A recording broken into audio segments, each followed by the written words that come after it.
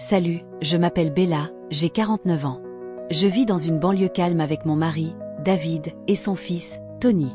La vie ici est paisible et confortable, mais parfois, cette tranquillité est si isolante. J'ai emménagé dans cette maison il y a 3 ans, en épousant David après notre rencontre. Mes amis, c'est un homme gentil et travailleur, un architecte qui se consacre à ses projets, ce qui signifie beaucoup de longues heures et de nuits tardives. C'est le genre d'homme fiable et stable que j'ai toujours pensé vouloir. Mais parfois, je me demande s'il manque quelque chose. J'essaie de rester occupée pour m'épanouir à ma manière, mais il est difficile de ne pas se sentir un peu perdu dans cette grande maison calme, surtout quand David est en voyage d'affaires, ce qui semble arriver de plus en plus souvent. C'est pendant ces périodes de solitude que je me retrouve à repenser aux choses, à rejouer les moments et à ressentir le poids de mes propres besoins non satisfaits. Je sais que je ne devrais pas, mais parfois, je me demande si quelqu'un me voit vraiment, si quelqu'un remarque à quel point je me sens seule ici. Puis, il y a Tony, mon beau-fils. Il a 19 ans maintenant, il est grand, réfléchi et plus mature que la plupart des jeunes hommes de son âge. Il a cette intensité tranquille chez lui, comme s'il observait toujours, remarquant toujours les choses, même celles que j'aurais aimé qu'il ne remarque pas. Nous avons toujours eu une bonne relation, une relation chaleureuse, et j'ai essayé d'être une figure positive dans sa vie. Je n'aurais jamais imaginé que nous nous rapprocherions autant ou que je commencerais à attendre avec impatience ces petits moments où nous étions seuls dans la maison, à parler de choses que je ne pouvais partager avec personne d'autre.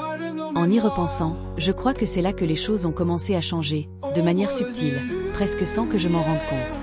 Un jour, je me suis retrouvée seule dans la maison, David étant hors de la ville comme d'habitude. J'ai vaqué à ma routine du soir, j'ai ressenti une certaine lourdeur cette nuit-là, du genre qui donne envie de se glisser dans le lit et de s'échapper. Je me souviens que je dormais, et soudain, j'ai commencé à ressentir quelque chose de chaud, puis quelque chose d'humide. C'était Tony qui touchait sous le drap, et pour une raison quelconque, je ne pouvais pas me résoudre à lui dire d'y aller. Il y avait quelque chose, une curiosité qui me retenait là, incapable de l'arrêter. J'ai fait une pause, surprise. Je ne l'attendais pas, et je ne m'attendais certainement pas à me sentir encore étrange. Je frémissais dans ma poitrine alors que je l'appelais. « Entre » dis-je. Je n'arrivais pas à dormir, dit-il doucement. Il hésita un instant, puis se dirigea vers moi. Sa présence était réconfortante, mais il y avait quelque chose de différent dans l'air ce soir-là. Il semblait plus épais, plus lourd, chargé d'une énergie que je ne pouvais pas nier. J'avais remarqué qu'il ne portait pas de chemise, juste son pantalon de pyjama, et la vue de ses larges épaules et la façon dont ses muscles fléchissaient alors qu'il bougeait légèrement envoyait une vague de chaleur à travers moi. « Tu es dans mon esprit depuis un moment, » dit Tony, sa voix douce, mais il y avait un côté que je n'avais pas entendu auparavant. J'ai l'impression que les choses sont différentes entre nous. Ces mots m'ont pris au dépourvu, et j'ai senti mon rythme cardiaque s'accélérer. Qu'est-ce qu'il veut dire? Je ne le savais pas. Je vois ce que tu veux dire, répondis-je en essayant de paraître calme, même si ma voix m'a trahi. J'ai senti un battement dans mon estomac alors que je m'asseyais, ajustant les couvertures autour de moi. Je ne sais pas non plus, dit Tony. J'ai juste l'impression que nous sommes plus proches maintenant. Je ne sais pas si c'est parce que toi et papa avez été occupés, ou peut-être parce que nous avons juste passé plus de temps ensemble, mais j'ai l'impression qu'il y a quelque chose entre nous que je ne peux pas expliquer. J'ai avalé difficilement, mon souffle s'est coincé dans ma gorge. Ces paroles étaient comme une confession, comme s'il me laissait faire dans un secret qui, à la fois, me terrifiait et m'intriguait. J'ai pensé à toi aussi, avouai-je d'une voix basse, mais c'est compliqué, Tony. On ne peut pas. On ne peut pas quoi? Interrompit-il doucement, sa voix pleine de sincérité. C'est normal de ressentir quelque chose, n'est-ce pas? Je veux dire, nous sommes tous les deux adultes maintenant. J'ai senti une vague d'émotions m'envahir, le désir, la culpabilité, la confusion et une attirance indéniable vers lui. Mon cœur battait à tout rompre alors qu'il se rapprochait, sa main effleurant la mienne alors qu'il cherchait l'oreiller à côté de lui. Il ne s'est pas éloigné, mais je ne savais pas quoi dire. Une partie de moi voulait lui dire d'arrêter pour lui rappeler les frontières qui étaient censées exister entre nous. Mais une autre partie de moi, une partie douloureuse, voulait se pencher sur lui pour explorer cet étrange sentiment magnétique entre nous. Tony, murmurai-je, ma voix à peine au-dessus d'un souffle. Je voulais en dire plus, mais les mots étaient coincés dans ma gorge. Il s'est penché plus près, son visage maintenant à quelques centimètres du mien, son souffle était chaud sur ma peau et je pouvais sentir la chaleur rayonnant de lui dans l'espace entre nous. Nous semblions nous rapprocher plus vite que je ne pouvais le comprendre, et avant que je m'en rende compte, ses lèvres effleurèrent les miennes. Je me figeais, je ne pouvais pas bouger pendant un instant. C'était comme si le temps lui-même s'était arrêté. Le baiser était doux et hésitant, comme s'il tâtonnait le terrain pour voir si je m'éloignais. Une partie de moi voulait s'éloigner, pour le repousser et lui dire que ce n'était pas bien. mais une plus grande partie de moi voulait l'embrasser en retour. Quand nos lèvres se sont finalement rencontrées dans un baiser plus intense et plus profond, le flot des émotions qui s'étaient accumulées depuis des mois s'est écrasé sur moi, me laissant essoufflée et emmêlée dans un tourbillon de désir et de confusion. Je me suis légèrement reculée, le regardant dans les yeux. « Nous ne pouvons pas faire ça, dis-je, ma voix tremblante, pas avec ton père. »« Je sais, » murmura Tony, son visage près du mien, sa main effleurant doucement ma joue. « Mais j'ai l'impression que nous sommes censés être ainsi. » Les mots sont restés en l'air, et pendant un moment, je l'ai cru. Mais ensuite, la réalité m'a frappée, ce n'était pas bien. Mon mari était dans l'autre pièce, endormi dans son lit. Comment pourrais-je le trahir? Que se passerait-il pour notre famille si quelqu'un l'apprenait? J'ai repoussé Tony, mon cœur battant à tout rompre. « Ce n'est pas nous, » dis-je, la voix tremblante, avec un mélange de peur et de culpabilité. Tony avait l'air blessé, mais il n'a pas discuté. Je n'avais aucune idée de ce que je ressentais, la confusion, la culpabilité et le désir tourbillonnant ensemble, me laissant perdue et incertaine. Cette nuit-là, je suis restée allongée dans mon lit, regardant le plafond, incapable de me débarrasser du sentiment que quelque chose avait irrévocablement changé. Je savais au fond de moi que la tension entre Tony et moi n'était pas terminée, loin de là. Alors que la nuit s'allongeait, je restais éveillée, retournant tout ce qui s'était passé. Le baiser, la proximité que je ressentais avec Tony. C'était extrêmement déroutant, et pourtant, il y avait une partie de moi qui ne pouvait pas nier l'attirance que je ressentais envers lui. Mon esprit se débattait entre ma loyauté envers Jonathan et les émotions que Tony suscitait en moi. Je ne pouvais pas tout mettre de côté. Il était impossible d'ignorer que mon mari, Jonathan, avait été merveilleux pour moi, mais notre relation avait toujours été une relation de confort plutôt que de passion. Nous nous étions installés dans une routine qui avait du sens, mais maintenant, je ne pouvais pas m'empêcher de ressentir un désir ardent pour quelque chose de plus, quelque chose qui avait été absent pendant trop longtemps. La chaleur que Tony y apportait était indéniable. La présence de Tony dans la pièce était différente de celle de Jonathan. Il y avait une intensité, un feu entre nous que je ne savais pas comment gérer. Comment pourrais-je concilier ces sentiments avec la vie que j'avais construite? Le lendemain matin, je me suis réveillée avec un sentiment de lourdeur dans la poitrine. Je pouvais entendre le doux bourdonnement de la maison alors que les premiers rayons du soleil entraient par la fenêtre, projetant de longues ombres sur le sol. Je me suis assise lentement, essayant de rassembler mes pensées et de me ramener à la réalité. Je devais me concentrer sur la journée à venir. Jonathan rentrait à la maison plus tard dans la soirée et je ne pouvais pas me permettre de m'attarder sur ce qui s'était passé entre Tony et moi. La culpabilité m'envahit, mais je la repoussais du mieux que je pouvais alors que je me dirigeais vers la cuisine pour préparer le petit déjeuner. J'ai vu Tony assis à la table, les yeux rivés sur son téléphone. Il leva brièvement les yeux quand je suis entrée, mais aucun de nous n'a parlé. La tension de la nuit précédente planait dans l'air entre nous, épaisse et palpable. Nous savions tous les deux que les choses avaient changé, mais aucun de nous ne savait comment y faire face. « Bonjour », dit-il doucement, sa voix un peu incertaine. « Bonjour », répondis-je en me forçant à sourire. J'essayais d'agir normalement, mais dans mon esprit, j'étais tout sauf à l'aise. Je m'occupais du petit déjeuner, mes mains tremblaient légèrement pendant que je préparais le café. Le confort habituel de la routine me semblait étranger aujourd'hui. Chaque mouvement me paraissait lourd, comme si j'étais piégée dans un monde auquel je ne pouvais pas vraiment me connecter.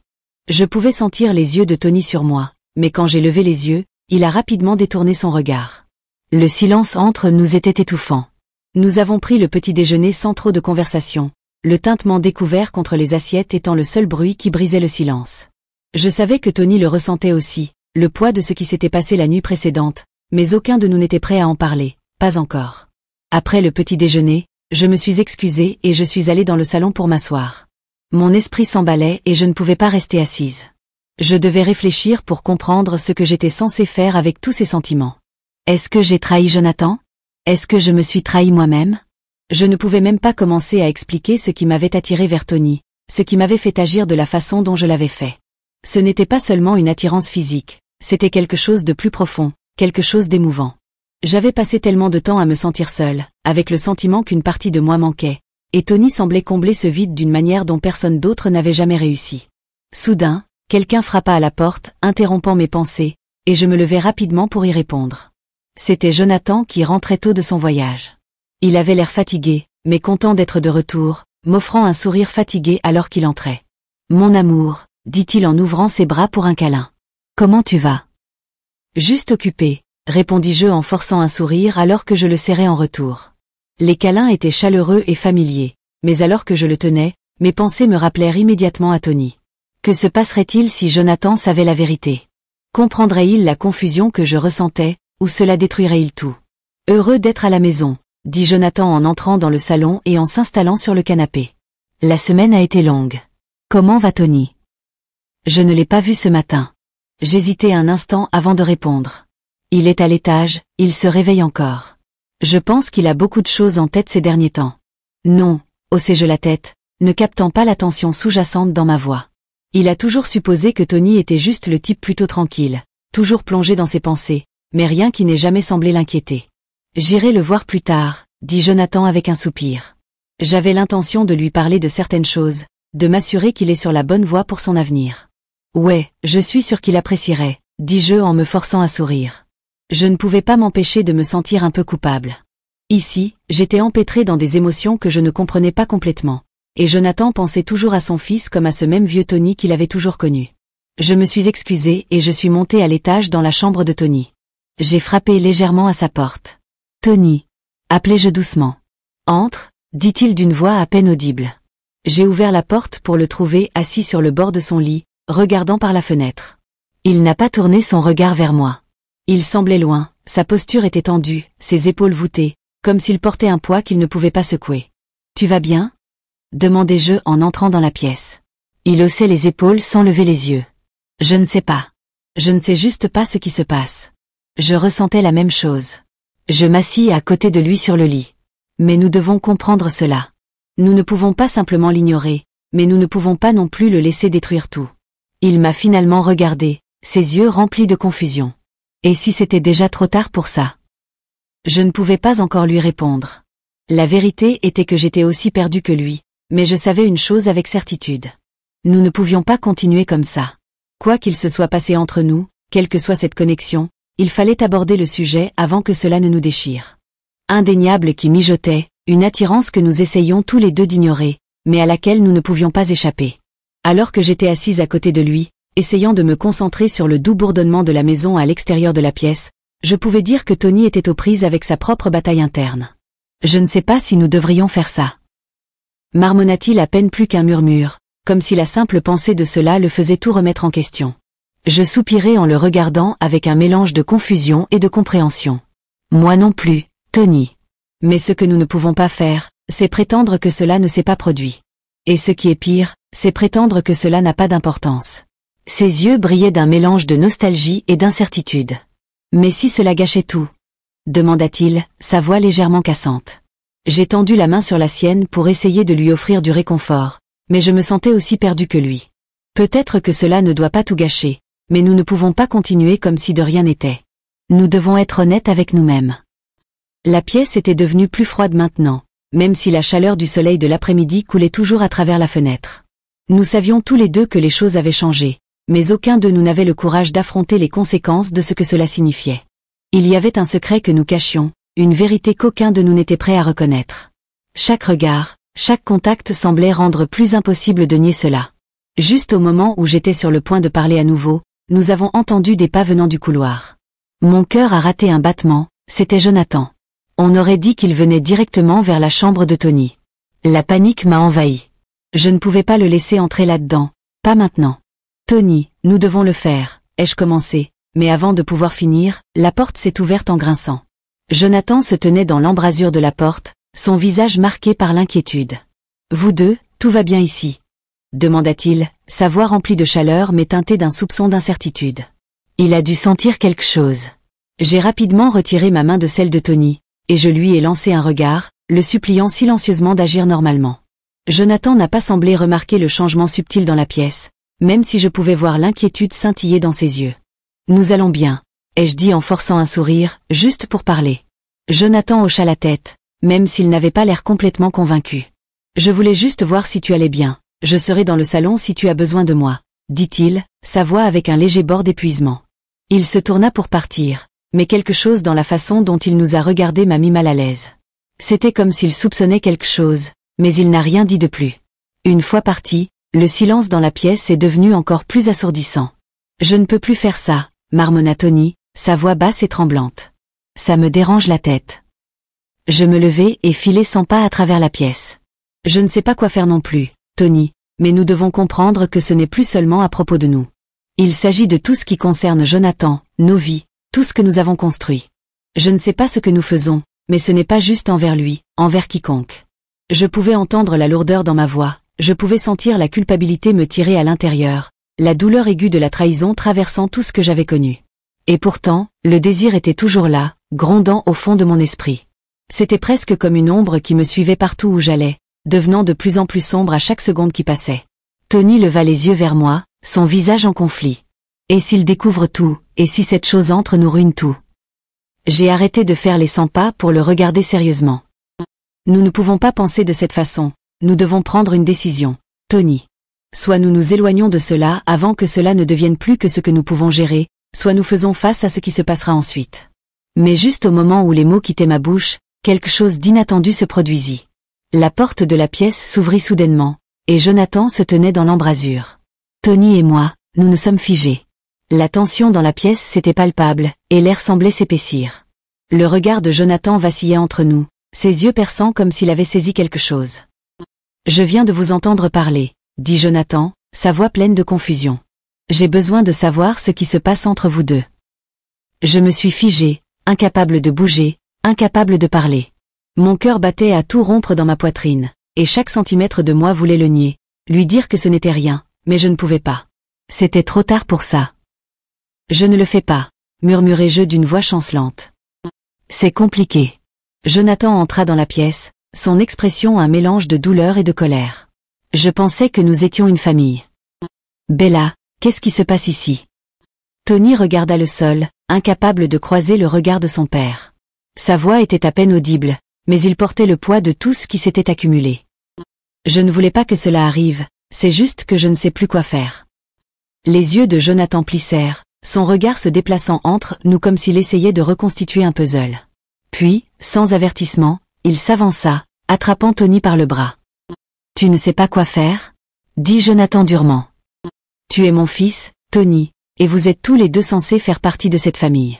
C'est quoi ce gâchis que vous avez créé ?» C'était comme si les murs se rapprochaient de moi.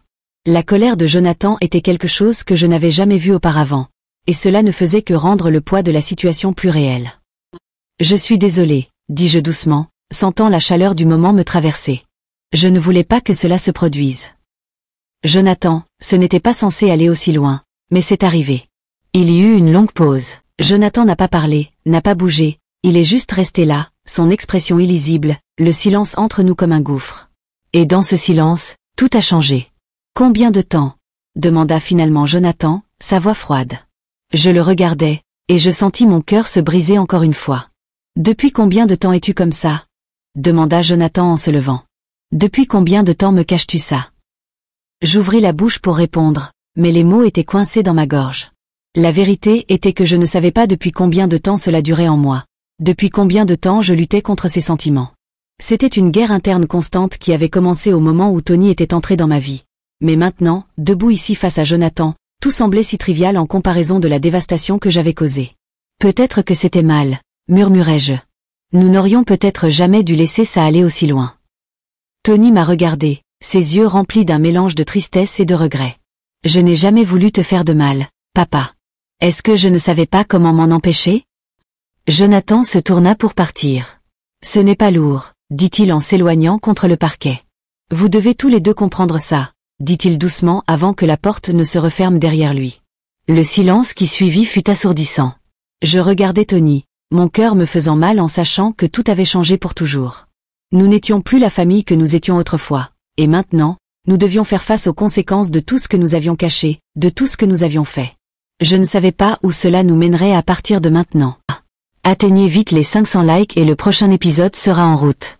Pour regarder le prochain épisode, abonnez-vous à ma chaîne et appuyez sur l'icône en forme de cloche pour recevoir des notifications. Partagez également vos réflexions dans les commentaires sur ce qui pourrait se passer ensuite.